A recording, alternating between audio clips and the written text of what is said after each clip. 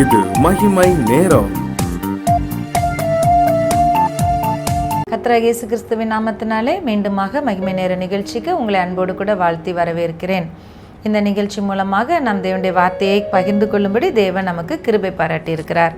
இந்த வாரத்திலே நாம் சங்கீதம் 89 ஒரு சில வசனங்களை நாம் தியானிக்கிறோம்.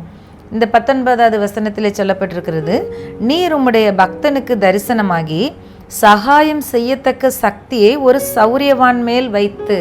இந்த வசனத்திலிருந்து நாம் எடுத்துக்கொள்ள முடியும், சகாயம் செய்யத்தக்க சக்தியை ஒரு சௌரியவான் மேல் கர்த்தர் வைக்கிறார்.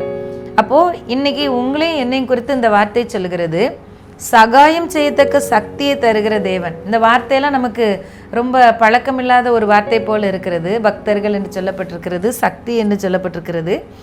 சகாயம் செய்யத்தக்க ஒரு பவர், ஒரு வல்லமையை கர்த்தர் நமக்கு தருகிறாராம். அவர் நமக்கு சகாயம் செய்கிற தேவன். நமக்கும் நாமும் மற்றவங்களுக்கு சகாயம் செய்யும்படியான ஒரு வல்லமையை, ஒரு திராணியை நமக்குள்ள தேவன் தருகிறார். சிறுமைப்பட்டவன் மேல் சிந்தையுள்ளவன் பாக்கியவான் என்று சொல்லி எழுதப்பட்டிருக்கிறது. சிறுமைப்பட்டவர்களை நம்ம பார்க்கும் பொழுது அவங்களுக்கு ஏதாவது உதவி பண்ணணும், அவங்களுக்கு ஏதாவது சகாயம் செய்யணும் அப்படிங்கிற ஒரு பலனை, ஒரு சக்தியை நமக்குள்ள தேவன் நமக்கு தருகிறார். இன்றைய காலகட்டங்களில் பிள்ளைகளுக்கு பாடங்களை பயிற்றுவிக்கிறது என்பதே ஒரு பெரிய சவாலான விஷயமா இருக்கிறது. அவங்களுக்கு அந்த கல்வியை கொண்டு போய் சேர்க்கிறது, நமக்கு அதுக்கு சக்தி இருக்கணும் அப்படிங்கிற மாதிரி இருக்குது. ஏன்னா இடைப்பட்ட காலங்களில் படிப்பு தடைப்பட்ட காலங்கள் இருக்கிறதுனால, வித்தியாசமான சூழ்நிலைகளில் பிள்ளைகள் கடந்து வர்றதுனால, மீடியாஸோட இன்ஃப்ளூயன்ஸ், அதோடைய பாதிப்புகள், கையில் அலைபேசியோடைய பாதிப்புகள் எல்லாம் இருக்கிறதுனால, பாடங்களை, கல்வியை கொண்டு போய் அது நம்ம பிள்ளைகளுக்கு செய்கிற மிகப்பெரிய சகாயம். படிப்பு எந்த மனுஷனையும் உயர்த்தும். அப்போ அந்த ஒரு உயர்வுக்கு அவங்கள கொண்டு போய் சேர்க்கறதுக்கு நிறைய பலனை நம்ம செலவிட வேண்டியதாக இருக்குது. இப்போது இந்த ஒருத்தருக்கு சகாயம் பண்ணுறதுக்கு அதுக்கு வேண்டிய பலனை கூட கர்த்தர் நமக்கு தர்றவராக இருக்கிறாராம். அந்த பலனை தருகிற தேவனை நம்ம இன்னைக்கு பார்க்குறோம். நம்மை அப்படிப்பட்டவர்களாக தேவன் வைக்கிறார். மற்றவர்களுக்கு நாம் உதவி செய்யத்தக்கதாக, சகாயம் செய்யத்தக்கதாக. பாருங்கள், ஆபிரகாம் போய் லோத்துக்காக சப்போர்ட் பண்ணி அவன் எதையெல்லாம் இழந்து போனாங்களோ எல்லாத்தையும் போய் மீட்டுட்டு வந்தார். அப்போது அவருக்குள்ள அந்த ஒரு திறனை கர்த்தர் கொடுத்துருந்தார். அந்த திறமையை எடுத்துகிட்டு போய் அவர் லோத்தோடைய சகல காரியங்களையும் அங்கேருந்து சோதம் ராஜா அந்த காலகட்டங்களில் மீட்டு கொண்டு வந்ததை நம்ம பார்க்க முடியும். நமக்குள்ளேயும் நிறைய விஷயங்கள்ல அந்த உலகத்தின் காரியங்கள் அப்படி போராடும் போது எதிர்நீச்சல் போட்டு நம்ம மீட்டு கொண்டு வர வேண்டிய விஷயங்கள் அப்படிங்கிறது நிறைய இருக்குது. அதற்கான பலனை தேவன் நமக்கு தந்தரினால் ஒழிய நம்மால் எதையும் செய்ய முடியாது. ஒருத்தருக்கு உதவி செய்கிறதுக்கு தேவன் நமக்கு பலன் தரணும், சகாயம் செய்கிறதுக்கு, ஒருத்தரை மீட்டெடுக்கிறதுக்கு, சிலரை அக்கினி நின்று விடுவித்து, சிலரை விசுவாசத்தில் காப்பாற்றி, இப்படியெல்லாம் மீட்டெடுப்பதற்கு தேவன் நமக்கு சக்தியையும் பலனையும் தந்தரல வேண்டும். சில பேருக்கு நோய்வாய்ப்பட்டு கிடக்கிறவங்களுக்காக நம்ம போராட வேண்டியது இருக்குது. ஜெபத்தில் எப்பாப்பிரதீத்து என்கிற ஒரு மனுஷனை குறித்து வேதத்தில் எழுதும் பொழுது அவன் போராடுகிறான் என்று சொல்லி எழுதப்பட்டிருக்கிறது. ஜெபத்தில் அவன் என்னோடு கூட போராடுகிறான். அப்போது நிறைய இடங்களில் நம்ம போராடி அவங்களுக்கு நம்முடைய பலனை ஜெபத்தில் செலவு பண்ணி அவர்களை மீட்டெடுக்க வேண்டிய காரியமாக இருக்கிறது. ஆக இது நம்முடைய பலத்தினால இல்லை. அதான் பரிசுத்த ஆவியானவர் அவரை குறித்து சொல்லப்படும் பொழுது, பரிசுத்த ஆவியானவர் உங்களிடத்தில் வரும்போது நீங்கள் பலனடைந்து நீங்கள் சாட்சி சொல்லுவீர்கள் என்று இல்லை, சாட்சியாக இருப்பீர்கள் என்று சொல்லப்பட்டிருக்கிறது என்று சொல்லி, நம்முடைய பலனையே அவர்களுக்கு கொடுத்து நம்ம சாட்சியாக தேவன் வைக்கிறார்.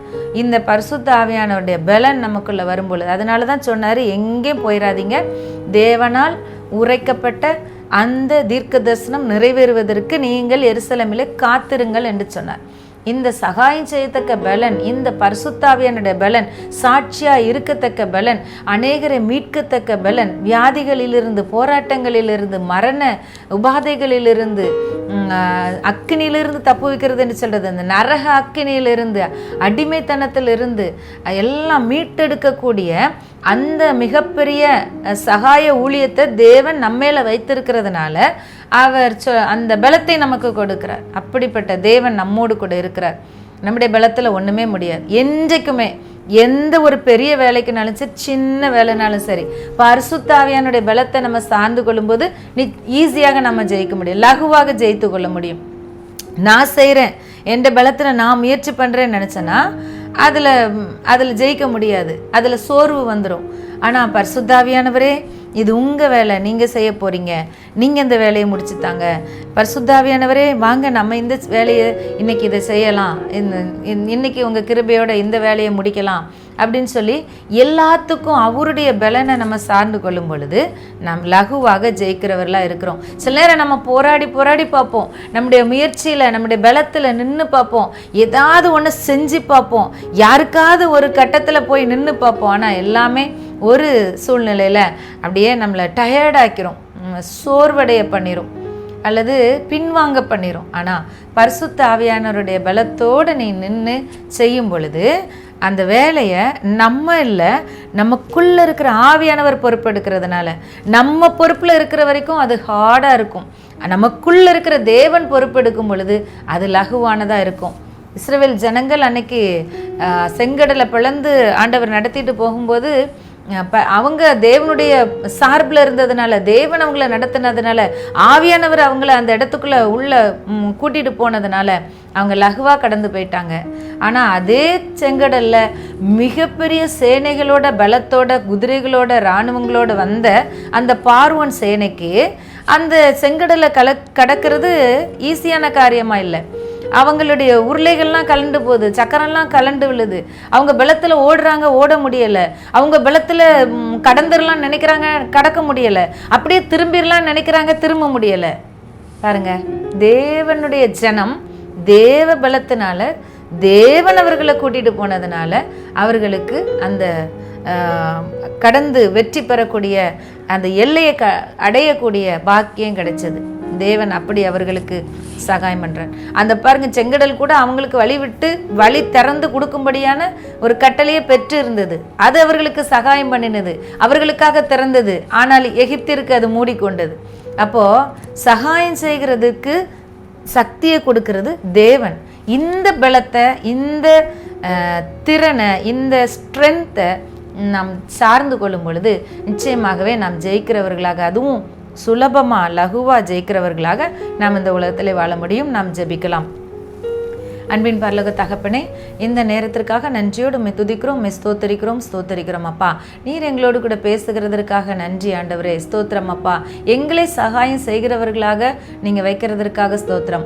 வானத்தை பூமி உண்டாக்கின கர்த்தர் எங்களுக்கு ஒத்தாசை அனுப்புவீர், எங்களை கொண்டு அநேகருக்கு நீர் ஒத்தாசை செய்கிறீர். அதற்காக உமக்கு நன்றி ஆண்டவரே. ஸ்தோத்திரம் அப்பா, ஸ்தோத்திரம். உம்முடைய வல்லமையின் கருவிகளாக, உம்முடைய வல்லமையின் புயங்கமாக நீர் எங்களை தான் இந்த பூமியில் வச்சிருக்கீங்கப்பா. எங்களை கொண்டு நீங்கள் செய்கிற அதிசயமான அற்புதமான கிரியைகளுக்காக உம்மை துதிக்கிறோம், உம்மை ஸ்தோத்தரிக்கிறோம். இதற்கு பாத்திரர்களாக எங்களை ஏற்படுத்தினதற்காக உமக்கு நன்றி செலுத்துகிறோம். ஏசப்பா, நீங்கள் மாத்திரம் எங்கள் வாழ்க்கையில் மகிமைப்படுங்க. இயேசுவின் நாமத்தில் ஜெபிக்கிறோம் பிதாவே, ஆமேன்.